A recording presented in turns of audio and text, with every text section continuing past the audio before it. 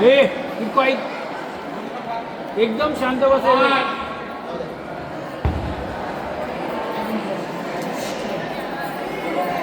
आजच्या आपल्या या एकलव्य पब्लिक स्कूलच्या पारितोषिक वितरणाच्या कार्यक्रमाच्या निमित्ताने उपस्थित असलेले आपल्या शाळेचे मुख्याध्यापक, सर्व स्टाफ, प्रमुख पाहुणे म्हणून उपस्थित असलेले NDSTचे चेअरमन शांताराम देवरे, आत्ताच आपल्याला ज्यांनी पोलीस स्टेशनच्या कारभाराबद्दल माहिती दिली ते PSI अतुल गोडसे, आपल्या या कार्यक्रमाला उपस्थित असलेले मार्केट कमिटीचे आमचे मित्र चेअरमन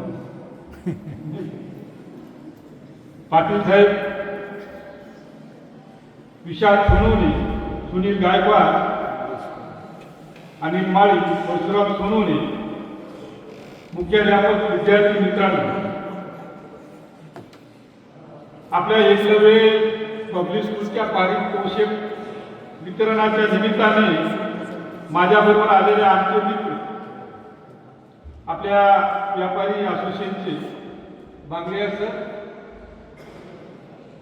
मोठ्या धावपळीत तुम्हाला शुभेच्छा देण्यासाठी आम्ही इथपर्यंत पोहोचलो की आपल्या विद्यार्थ्यांनी आपल्या कलागुणाच्या गौरवावर विविध खेळामध्ये प्राधान्य मिळवलं, त्यांच्या पाठीवर शाबासकीची थाप मारावी म्हणून आपल्या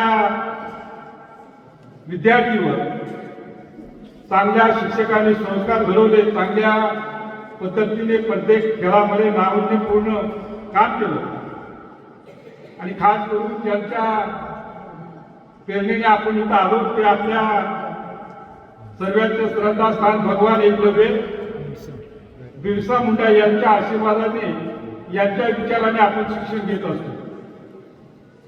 तुमच्या पारितोषिक वितरणाच्या निमित्ताने अनेक कार्यक्रम इथे घेण्यात आले.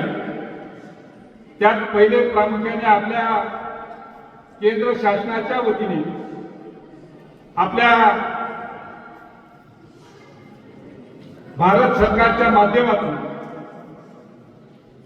शेतकऱ्यांच्या बांधावर जाऊन आपला आदिवासी विद्यार्थी त्या शेतीचं माती परीक्षण करू शकतो आणि या भारताला सक्षम बनवण्याची धुरा तुमच्यासारख्या शाळेच्या विद्यार्थ्यांवर भारत सरकारने दिली. मी मनापासून भारत सरकारचं कौतुक करतो की आपल्याला आता जमीन जंगलच्या माध्यमातून आपल्याला प्रवास करण्याचं काम केंद्र शासनाच्या वतीने करण्यात येत आहे. त्याचबरोबर शिक्षणाच्या दृष्टिकोनातून चांगल्या पद्धतीने शिक्षण व्हावं या उद्देशाने आज आपण शिक्षण घेत आहात आणि शिक्षणाच्या माध्यमातून आमच्यासारख्या कार्यकर्त्यांच्या माध्यमातून तुम्हाला सांगणं हे आमचं कर्तव्य मानतो. आपल्या या कार्यक्रमाच्या निमित्ताने पोलीस स्टेशनचे अधिकारी गोडसे साहेब आले आणि त्यांचं व्याख्यान आपण ऐकलं. आपण त्या शिस्तीचं पालन केलं पाहिजे, पण शिस्तीचं पालन करत असताना आपली जबाबदारी पण आहे काही आपण कर्तव्य पार पाडायचं, त्या दृष्टिकोनातून आपण पार पाडूया. अनेक विषयामध्ये आपण प्राधान्य मिळत असतो. इथं आपल्याला आता इंग्लिश मिडियमच्या माध्यमातून आपल्या विद्यार्थ्यांना शिक्षण मिळत आहे आणि त्या शिक्षणाचा पुरेपूर फायदा आपण घेतला पाहिजे. आपल्या या वर्गामध्ये शिक्षण घेत असताना कृपया करून आपली संस्कृती विसरता कामा नये. हे आता आपल्याला आवर्जून सांगण्यासाठी माझ्यासारखा कार्यकर्ता आपल्या समोर उभा आहे.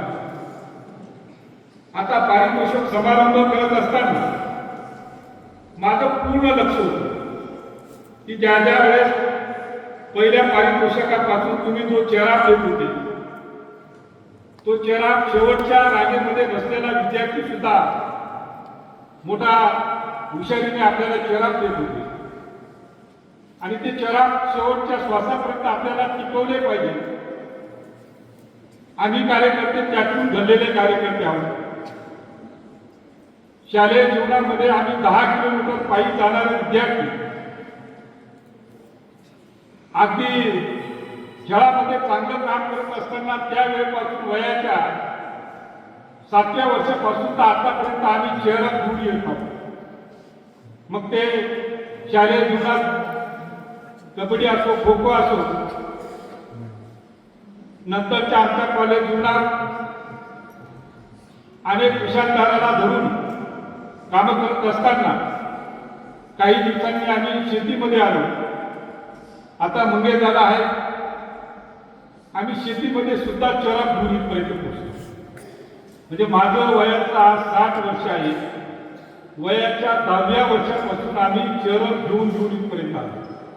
म्हणजे आज तुम्हाला ज्या विद्यार्थ्यांना, ज्या विद्यार्थ्यांनी शाबासकी दिली असेल, ती शाबासकी आता इथं विसरू नका की शेवटच्या सेकंदापर्यंत, श्वासापर्यंत तुम्हाला चरम कोण देईल बघ.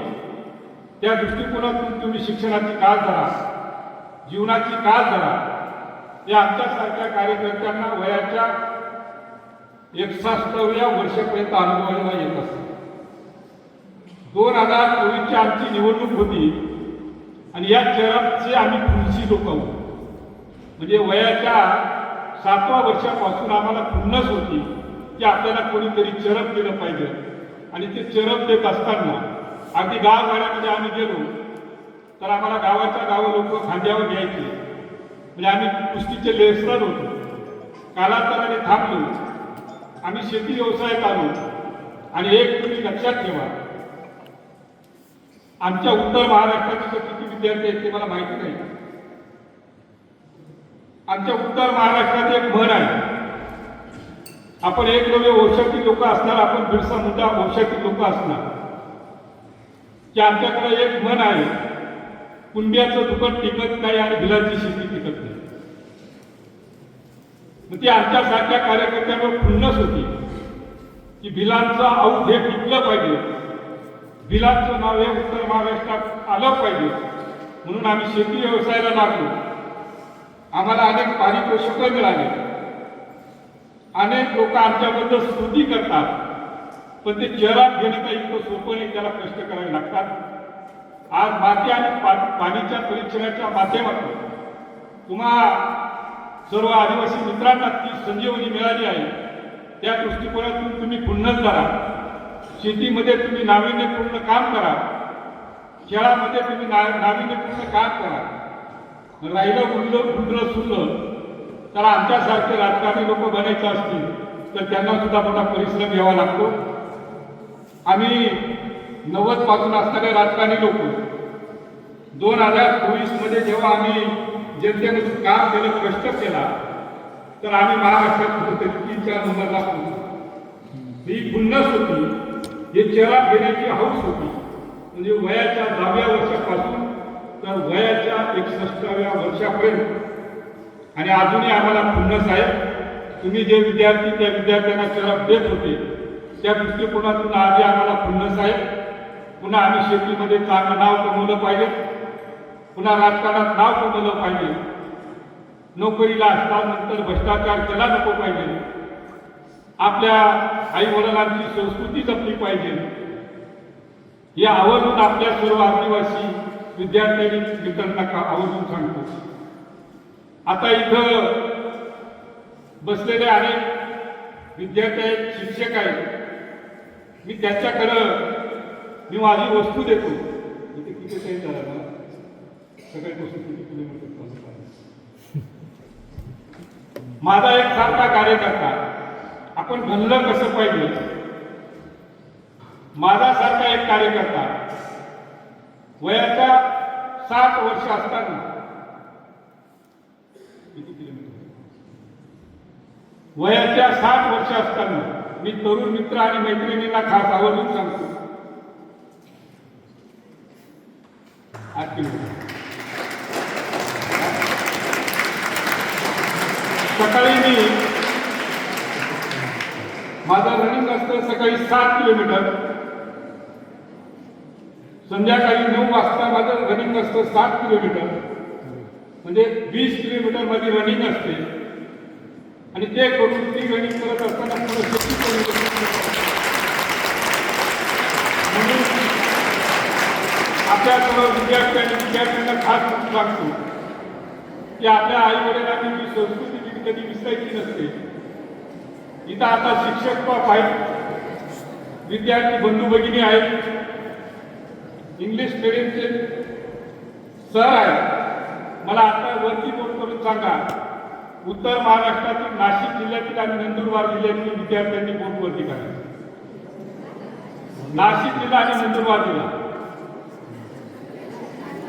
म्हणजे आता नाशिक जिल्हा आणि नंदुरबार जिल्हा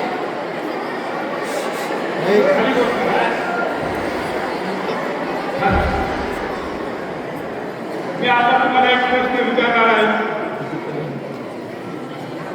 त्याला माहिती असेल त्यांनी फक्त कल्पना घेऊ नये. आपण आदिवासी विद्यार्थी आहोत. आपण आदिवासी किती लोक आहेत? विद्यार्थी आणि विद्यार्थी वर्ग करा सगळे आदिवासी ना. मग आपल्या आदिवासी समाजामध्ये एक संस्कृती असते. आपली परिस्थिती बेताची असते. आपले आजा पंजा जंगल फिरायचे. नंतर आपल्याकडे सुबत्ता आली. आपल्याकडे व्यवसाय असायचा, कोणाकडे गाई असायच्या, कोणाकडे बकऱ्या असायच्या, कोणाकडे शेती असायची. मग आपला आजोबा, आपला बाप आपल्या मुलांना सकाळी सकाळी गुरं चारायला पाठवायचे, शेळ्या चारायला पाठवायचे, जंगलामध्ये मोहरी करायला पाठवायचे. त्यावेळेस आपली आई, आपली आजी आपला पाल्ले, आपला मुलगा भुकेला गेला म्हणून पाहिजे म्हणून त्याच्याकडं घरातून एका वस्तूमध्ये अशी वस्तू राहायची. त्या वस्तूमध्ये त्याला एक भाकर आणि काहीतरी टाकायचे, ते भागायचे. या वस्तूला म्हणतात का? वरती पोटतात. आपण आदिवासी आहात ना, वरती उभं राहून सांगा.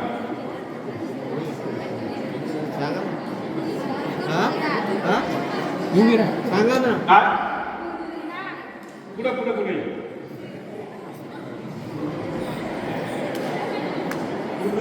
तुझं नाव काय? पूर्ण नाव? बरोबर. आता आपण आदिवासी विद्यार्थी, काय काय म्हणता?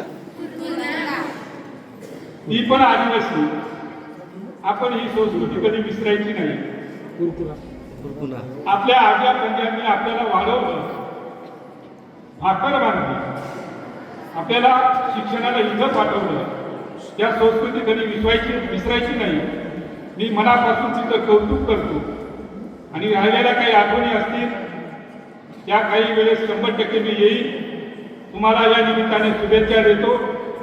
शिक्षणाची काळ करा. सर्व मास्तर लोकांचं, गुरुजनांचं ऐकून घ्या आणि गुरुजनांचा आदर्श ठेवा. समोर भगवान एकलव्य आहे, समोर एकलव्य भगवान आहे.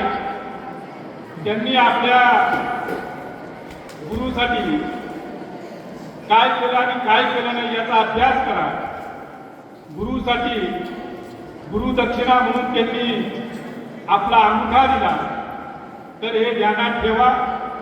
गुरूंनी ज्या वेळेस आपल्याला शिक्षा दिली असेल, गुरुचा आदर्श डोळ्यासमोर ठेवा आणि शिक्षणामध्ये 1 नंबर राहा.